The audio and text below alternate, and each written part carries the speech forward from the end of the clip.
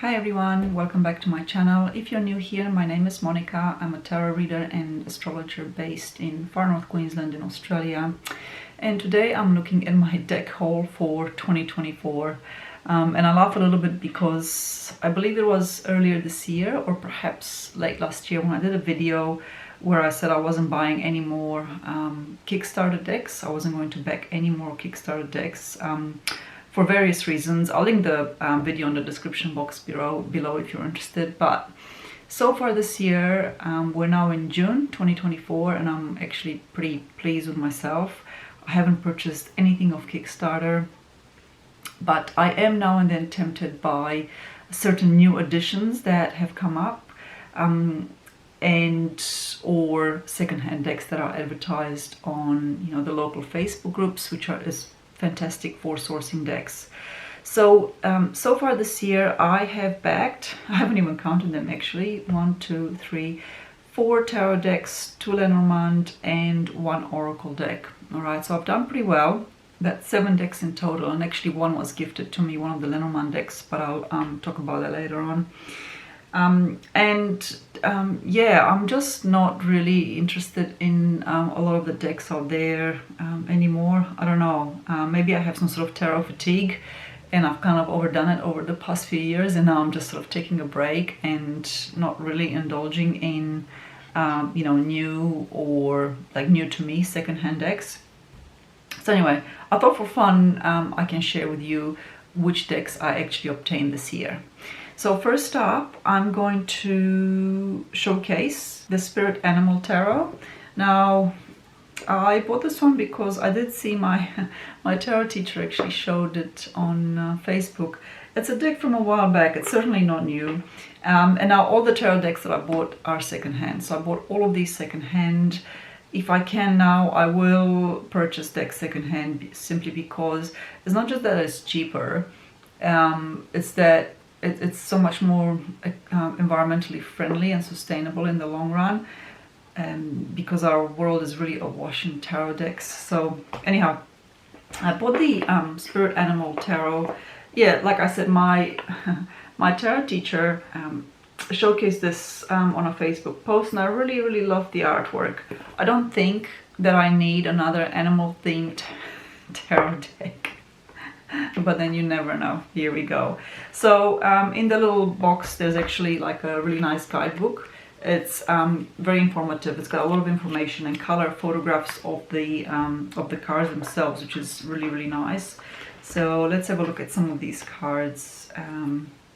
So essentially, yeah, each element has its own name. So Pentacles is fossils, Cups is shells and things like that. So it's a bit different to your usual deck, but it's just so lovely. It's hand drawn, and because of that, it has a very special place for me. I've got a fondness for hand drawn decks. I think that they're absolutely lovely, and yeah, very gentle energy. And yes, it is readable. You can read with it. It's right away it's Smith based, if I understand correctly, and I haven't worked with it too much. Now these are fairly new to me, these decks, but personally I think that they're absolutely yeah, it's a really gorgeous little addition to my animal themed tarot decks. I don't have many, I think maybe a couple. I'm really sorry about the glare. I'm not sure that I can do much about that.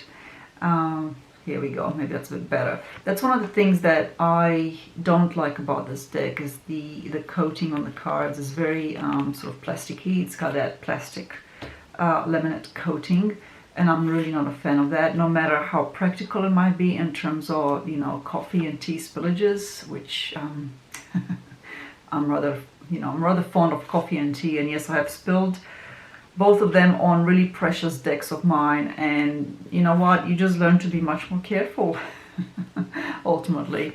But despite the coating, despite this sort of high gloss coating, I really adore these soft, gentle drawings.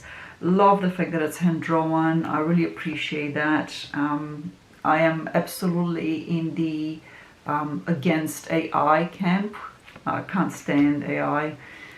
At this point in life, I think it's an abomination on the creative spirit, but anyway, there's always some fool that will disagree with me. So anyway, this is, the Animal Spirit, the Spirit Animal Tarot. Now this was created by Dawn Burke, but it was illustrated by Ola Leola. And I think it's really important always with the tarot deck to reference the actual illustrator or the painter. Next up, I have the Tarot Art Nouveau. This is, here it is, it's a Llewellyn publication.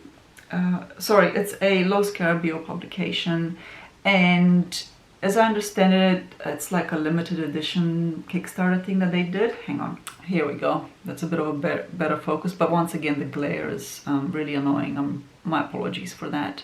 So anyway, it's got a really sturdy box, and you know, the top comes off nice and easy. There is a booklet in it, and as I understand it, this is, you know, because of the way it's presented, something along those lines, it's like was a limited edition release by them. And I've always been a fan of Art Nouveau, so that was really my impetus for getting this deck. I don't have the Art Nouveau tarot. I think there's something like that out there. Again, this is a like a gentler energy type tarot deck. It's much softer, it's really beautifully drawn, and I haven't read with it much. I find it a bit I find it doesn't have enough variety in the scenes, like in terms of action scenes and things like that. Like there's lots of different paintings of people in it, and often they dominate the actual image as opposed to having, you know, like an activity that is showcased, if that makes sense. And because of that, I'm kind of struggling with it a little bit to use it as a reading deck, but I still love it. I love it because it's beautiful, I think. So, you know, maybe it's one of those things that I'll warm up to over time, and my relationship with it might develop a bit better, and I'll use it a lot more for tarot readings. So that's the second one. Also, this was a second-hand. I purchased it second-hand, as I did with the Spirit Animal Tarot. Next up is the Atavist Tarot. So I did a video on this with my impressions and a bit of a review and a complete flip through. So I'm not going to spend a lot of time on it. I bought this second-hand. It is out of print, but because it's such a strange deck, and if you go to the review that I did, I'll pop that in the description box below. If you check that out, you'll know what you'll see what I mean about this being a really odd, strange deck. Yeah, because it's a bit of an oddity. It doesn't command like super high prices as a second-hand deck. Now, yes, the dreaded glare is on this one. The cardstock is like super thin. Like, I can't tell you, this is probably the thinnest cardstock I've come across, and it is laminated, like super plasticky. You can use them as coasters just about. Now, this is one of the earliest sort of decks that was, yes, it was created. Sorry, it's like mixed media art, but that was obviously uploaded onto computer, and there's some digital collage in some of them. And I do mention in my review video that I give the deck a lot of allowance for the somewhat underwhelming type fonts and the placement of the numbers and the letters and all those sort of things. They're kind of like all over the place, it's not cohesive. But you know, I give it a lot of allowance because this deck was published, I think, in the early 90s or something like that. And you know, at the time, the digital collage software and, you know, the ability to do stuff on a computer with artwork was nowhere near what it is today. Like, doesn't even come close. And so I'm not really that bothered by those sort of idiosyncrasies, or I don't know if they're mistakes, or the variety and the way that things are digitally put together. That I'm not judging a deck, I'm not judging this deck on that. One thing I will say is, if you see this deck and are interested in it, absolutely purchase the guidebook that comes with it. It is chunky, it's got a lot of information in it, and I do think, while I'm not a fan of going straight for the book, and I mentioned that in my previous video where I was looking at the key aspect of a tarot reading in terms of like reading the card rather than going for memorized meanings. With some decks like this one, I think that it's best to work with a deck with the guidebook by your side. Sure, allow your intuition to speak and to tell you things about the card, the colors, the images and things like that. But I would work in tandem with the book for this deck in particular. Next up, we have the Aleister Crowley Tarot. Now, believe it or not, this is a very recent publication, and I think if you go online, you will see this for sale for something like 40 Australian dollars here in Australia. And I bought this because I am very slowly venturing down the Thoth Tarot deck path. I'm yet to obtain the Thoth Tarot. I did have it a very long time ago, but I gifted it when I left New Zealand, and I haven't really felt the need to explore it until sort of recently. And now I'm sort of, I would like to get a genuine, Thoth, preferably one of the earlier versions from the 70s or the 80s. If I can find one secondhand, that would be fantastic. But anyway, in the meanwhile, I thought, well, I'll just get this one because it was $10. Yes, I got the secondhand. From memory, I think it was like $10, maybe 15. And I didn't do my homework when I got it, and then I understood why it was. It's because, the cards, unfortunately, are, I'll describe the artwork as a bit cartoonish, and I'm not really a fan of that. And I think it kind of doesn't really do justice to the Thoth Tarot. It doesn't do justice to the artwork that Lady Frida Harris painted for the Thoth Tarot. So I'll give you some examples. So this is the High Priestess. I really don't like it, to be honest, and I'm a bit disappointed by that, but anyway. And then we go, I'll show you some more of the cards so you get an idea. But yeah, I think cartoonish would be the way to describe them. I'm not sure if I'll work with it. I haven't worked with it yet. I've kind of been put off by the artwork, especially in the major arcana, but even some of the court cards, just I don't know. Yeah, and I don't know what to do with it. Do I gift it? Do I just donate it to the local hop shop? I don't know. Maybe I'll just use it for collage, or some sort of like a journal type, where I can actually copy these into, or paste them into the journal as I learn about the cards. One thing I did like about this deck was that it has this guidebook, and it's the guidebook is actually not too bad, and it's got quite a little bit of information in it and some helpful spreads and things like that. So I think I'll keep it just for that, and just as maybe like a practice deck before I get the real thing and freak myself out with it probably. So yeah, it comes in a really big box, and the cards just sort of sit in there. It's got these sort of really, I don't like these sort of flimsy, they're almost like paper inserts, but anyhow, it is how it is. So yeah, I bought this because I'm interested in the Thoth, in getting the Thoth and learning it in the very near future, probably from next year. And B, it was something like $10 or $15, and I didn't do my homework. If I would have done my homework, I don't think I would have bought it. But anyway, you live and learn. And finally, the last tarot deck is the Real Sky Astrology Tarot. Now, I actually purchased this from Diane from the Magical Haven. So her YouTube channel is called The Magical Haven, and she did a video earlier on in the year about the decks that she was selling, and she is based in the United States. So Diane very kindly agreed to negotiate a very fair and reasonable price with me for this deck, because the shipping these days, as you all know, is a bit ridiculous, really. And so this is this deck was created by Julie Kuchia Watts, and she says on the guidebook, and the guidebook is actually was one of the big reasons I decided to purchase it, because I really like to work with the guidebook when I'm working with a deck that has its own sort of structure.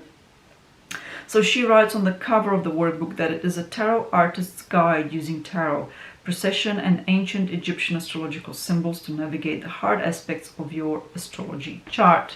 Now, I guess you can, well, I don't guess it. I am not a sidereal astrologer. I do, I don't work, you know, I don't take into account precessions.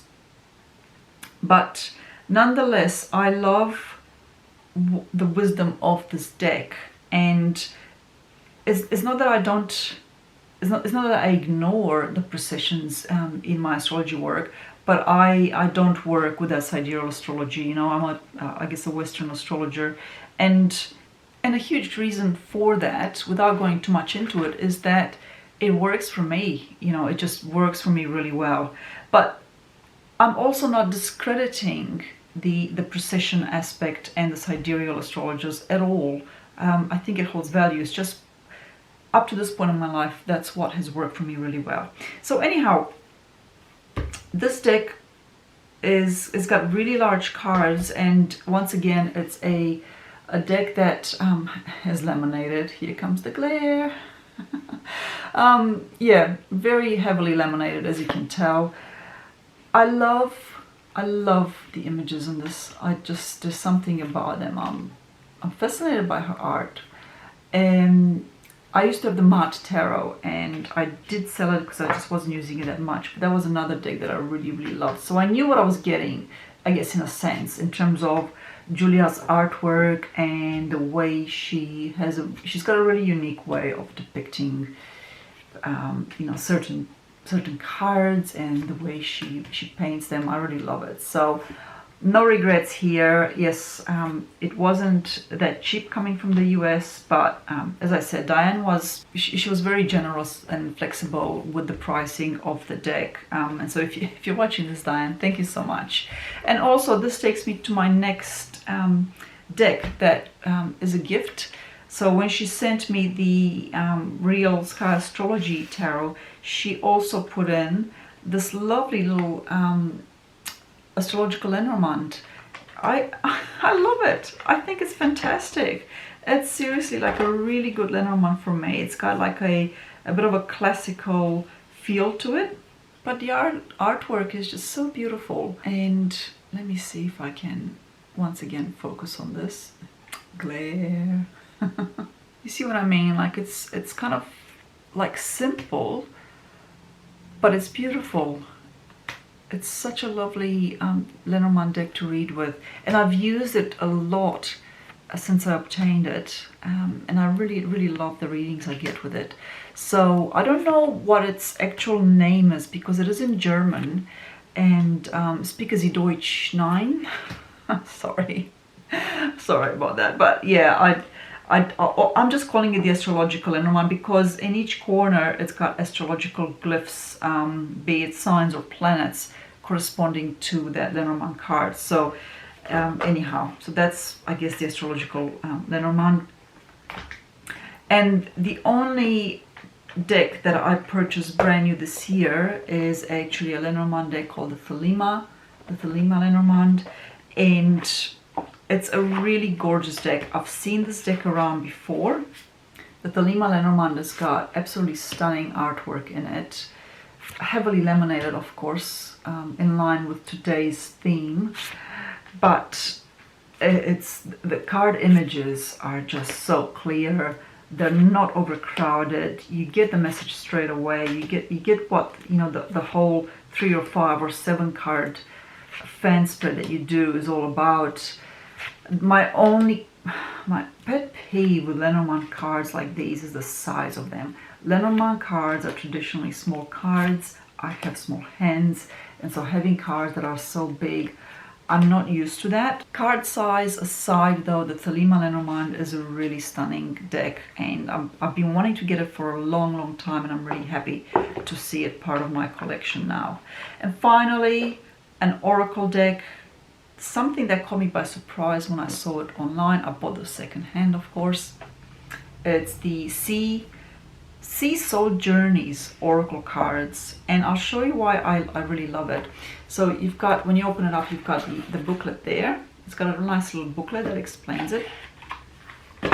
But the cards are just gorgeous. There are obviously images from the sea, all sorts of different images at different times, or like, you know, different settings, and they each have like a keyword and a meaning at the bottom.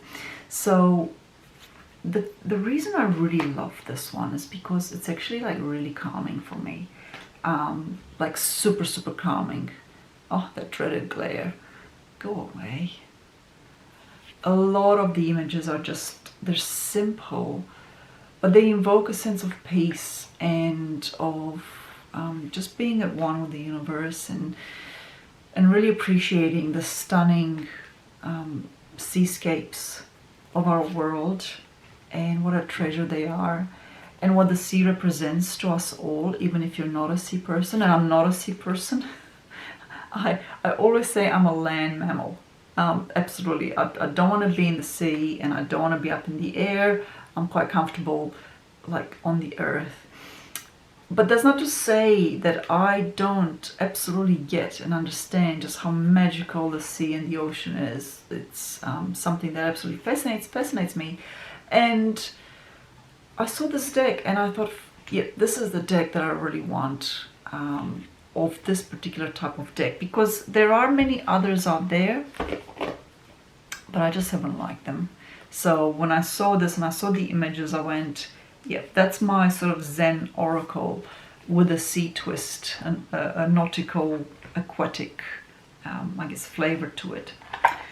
And this deck was created by Atavist. Yeah, I think she's done a really nice job. So anyhow, that's all my decks that I purchased in the first 6 months of the year. So it's not a lot at all, and it'll probably be even less in the second half of this year. Like I said, I am done with just buying decks just because it's a new deck to me. Yeah, I just don't feel the need to drive the consumer side of tarot anymore. And of course, that's because I already have a lot of decks. I understand that. But all I'm saying is I feel like I have enough now. And every time I buy a deck, you know, the rule now is I've got to get rid of another deck. That's how it works. So at some stage this year, I'll be doing another decluttering video where I will be selling or donating at least 8 decks in total, because that's how many I've bought this year, and that's how many will go out of my library. Anyhow, that's it. I'm wrapping it up here. Thank you so much for joining me. Thank you for watching, and thank you for supporting my channel. Until my next video, take care.